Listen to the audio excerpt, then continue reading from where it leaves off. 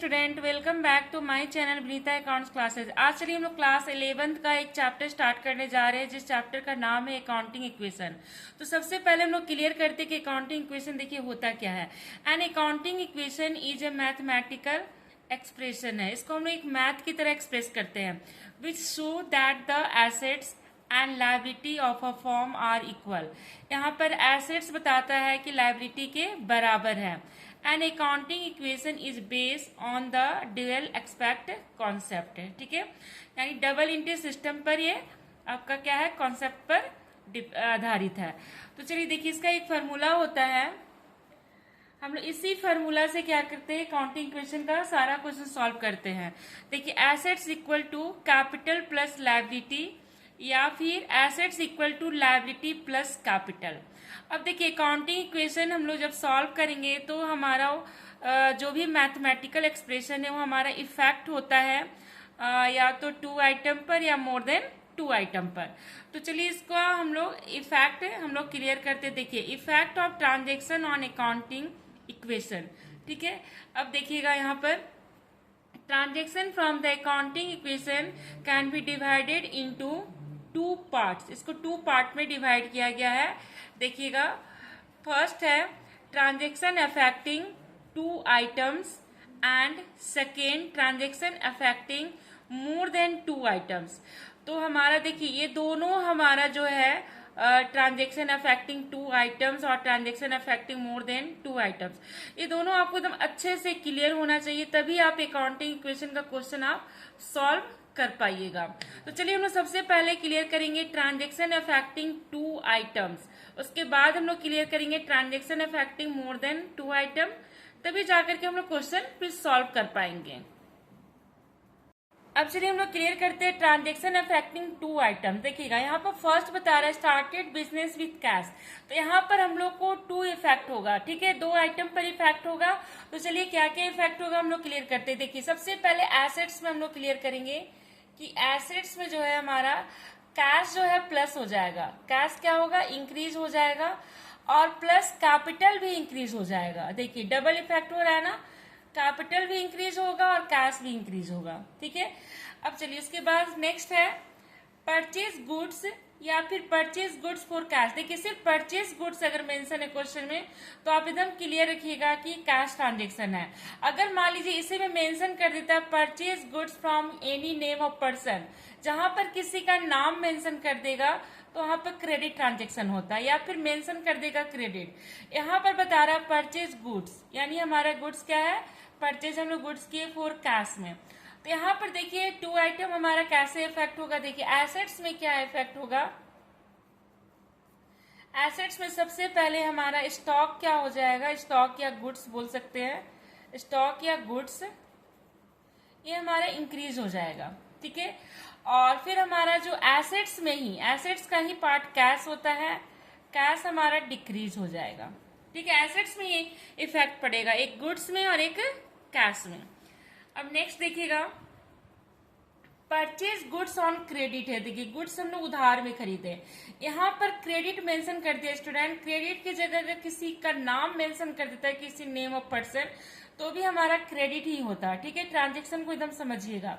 अब यहाँ पर देखिए क्या इफेक्ट होगा, एक तो हमारा एसेट्स में इफेक्ट होगा, क्या होगा, स्टॉक हमारा इंक्रीज हो जाएगा, यानी गुड्स हमारा इंक्रीज हो जाएगा।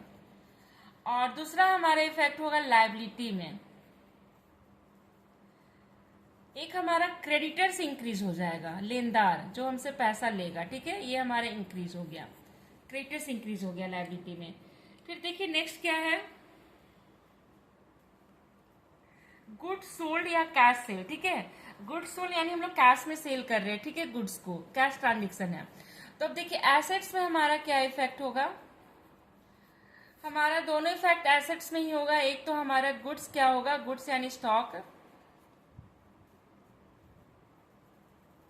डिक्रीज हो जाएगा क्योंकि हम गुड्स सेल कर दिए, और एसेट्स में ही हमारा कैश इंक्रीज हो जाएगा, कैश क्या होगा, इंक्रीज हो जाएगा, ठीक है।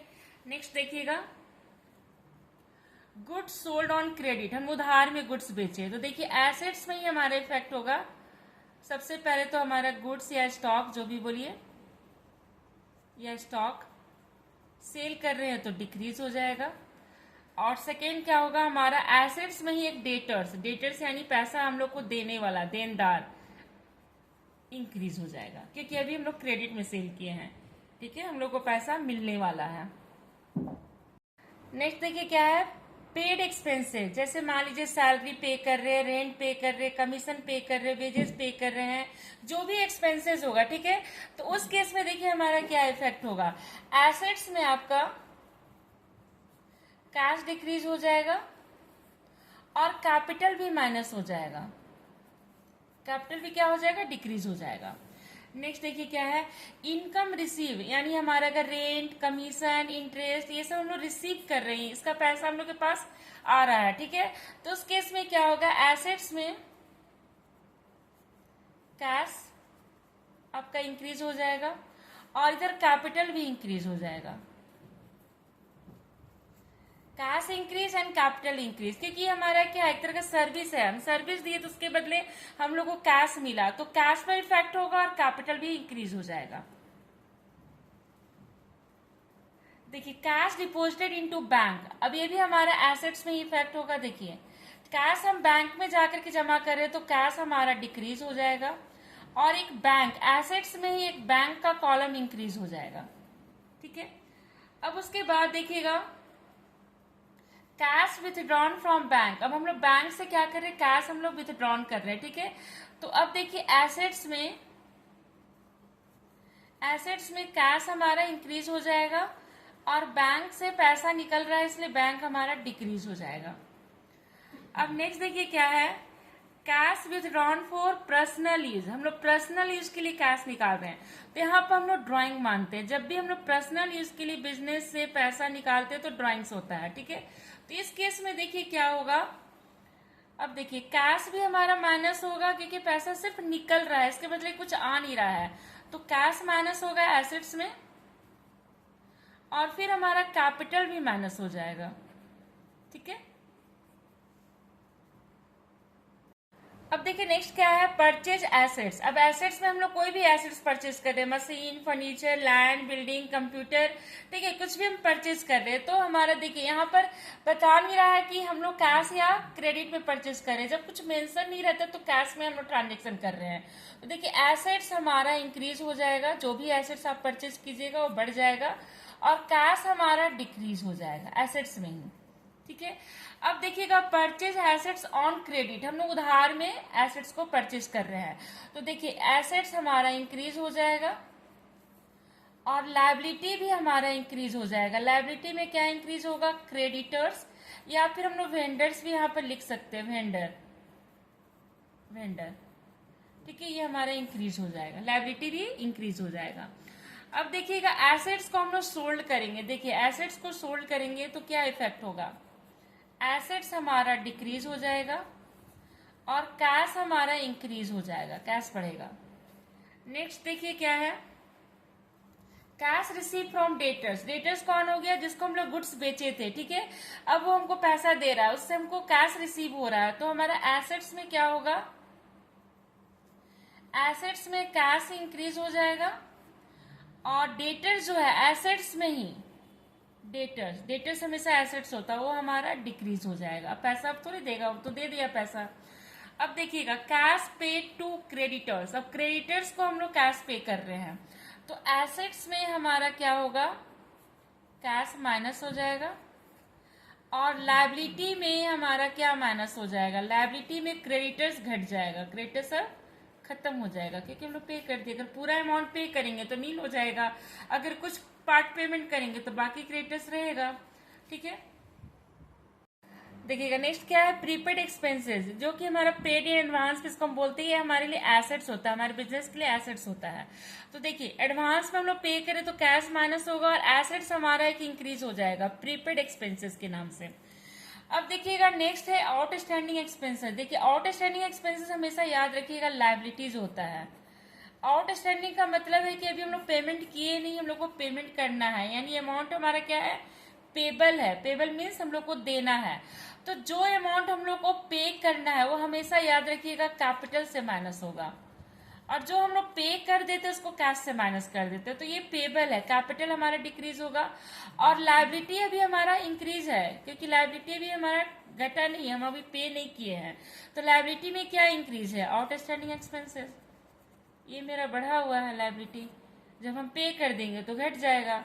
और कैपिटल, जो फ्यूचर में हमको देना है अमाउंट, वो कैपिटल से माइनस होगा, और जो हम पे कर चुके वो कैश से माइनस होता है। तो हमारा कैपिटल माइनस होगा, लायबिलिटी में एक हमारा लायबिलिटी इंक्रीज हो जाएगा। नेक्स्ट देखिएगा क्या है, गुड्स डिस्ट्रॉय बाय फायर, ये लॉस होता है फर्म के लिए। तो कोई भी लॉस अगर होगा तो कैपिटल में माइनस होगा, और गेन होगा तो कैपिटल में प्लस होगा, याद रखिएगा, किसी भी तरह का प्रॉफिट या गेन। अब हमारा गुड्स डिस्ट्रॉय हो गया है तो एसेट्स में हमारा क्या होगा, यानी स्टॉक, गुड्स या स्टॉक माइनस हो जाएगा। अब उसके बाद देखिएगा नेक्स्ट है goods use by proprietor for personal use. अब ये ड्राइंग हो गया, ये क्या हो गया, ड्राइंग हो गया। तो अब यहाँ पर देखिए क्या होगा, एसेट्स में अगर हम कैश मान लीजिए बिजनेस का कैश अगर हम यूज करते हैं पर्सनल यूज के लिए तो हमारा कैश माइनस होता है, बट यहाँ पर गुड्स माइनस होगा, यानी स्टॉक हमारा कम हो जाएगा, ठीक है। और प्लस हमारा कैपिटल भी माइनस होगा, जब भी ड्राइंग होगा तो कैपिटल माइनस होगा ही होगा। नेक्स्ट देखिए क्या है, डेप्रिसिएशन ऑन एसेट्स, ये भी हमारा लॉस है फर्म के लिए, ठीक है। तो सबसे पहले देखिएगा डेप्रिसिएशन लॉस है, तो हम अभी आपको बताया कि कोई भी लॉस होगा वो कैपिटल को डिक्रीज करेगा, और गेन होगा, प्रॉफिट होगा, कैपिटल इंक्रीज होगा। डिप्रिसिएशन एसेट्स में है तो एसेट्स हमारा माइनस होगा, जो भी एसेट्स पर डिप्रिसिएशन होगा वो एसेट्स का वैल्यू कम हो जाएगा। अब देखिए नेक्स्ट है रिसीव्ड इन एडवांस। अब रिसीव्ड इन एडवांस क्या होता है, लायबिलिटी होता है, लायबिलिटी। हम लोग एडवांस में पैसा रिसीव कर लिए तो मेरा कैश तो इंक्रीज हो गया एसेट्स में, इसमें एसेट्स में कैश इंक्रीज हो गया, लेकिन अभी हमारा लायबिलिटी भी तो बढ़ गया, क्योंकि हमने एडवांस में पैसा रिसीव कर लिए। तो लायबिलिटी में क्या इंक्रीज हो गया, रिसीव्ड इन एडवांस। तो चलिए टू आइटम हमारा अफेक्टिंग टू आइटम हम लोग करीब सारा हम लोग आइटम क्लियर कर लिए। अब नेक्स्ट क्लास में अगर टू आइटम से रिलेटेड और भी कुछ आइटम होगा तो हम आपको क्लियर कर देंगे, और plus more than two items हम लोग क्लियर करेंगे नेक्स्ट क्लास में।